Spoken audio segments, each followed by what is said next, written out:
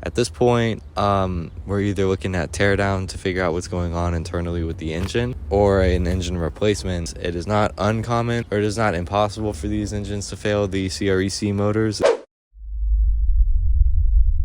technician diagnosing the concern of the check engine light rough running cylinder 4 misfire with your Audi Q7.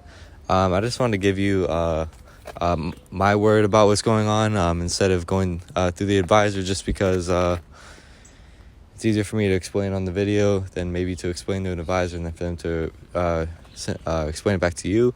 So when I originally had the car, you had cylinder 4 misfire and a hide cylinder code on the car, so shutting down cylinder 4 due to the misfire. It also had a misfire code that specifically stated during fuel injection. So because of that code and following the test plan on the scan tool to further investigate that code, and fuel residue found on the spark plug threads, I recommended injectors. So we did all the injectors because if one fails, then the rest are bound to fail behind it. And so when we restarted the vehicle and cleared the faults, the fuel injection codes went away, and the cylinder 4 misfire remained. So from there, I checked the compression on cylinder 4 and found it to be very, very low. And we sent a borescope down into the cylinder to look at the tops of the valves in the cylinder head. And nothing abnormal was found there. We didn't see any damage, any cracks, or any indication of a bent valve, but it's still a possibility.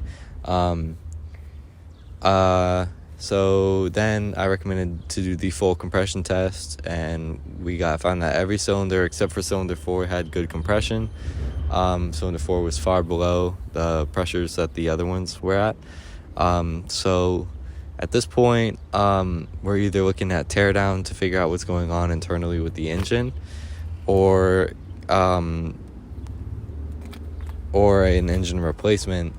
So I've left that decision up to you and the advisor, because it is not uncommon, or it is not impossible for these engines to fail the CREC motors and the Supercharged V6s. It's not uncommon for them to fail. Usually it's not frequent, but it is possible. And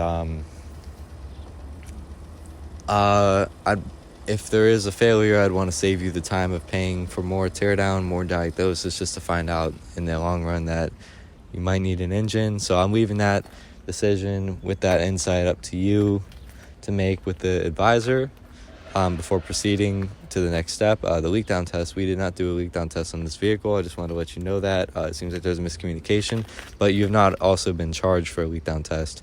That would be the next step to determine where the cylinder is losing compression from. But the results of that are probably not going to be pleasant and will be expensive regardless of what it is. So I just wanted to give you some information on what's going on so far with the vehicle. And thank you for watching. And if you have any further questions, feel free to email the advisor, and the advisor will communicate with me and we can get things answered. All right.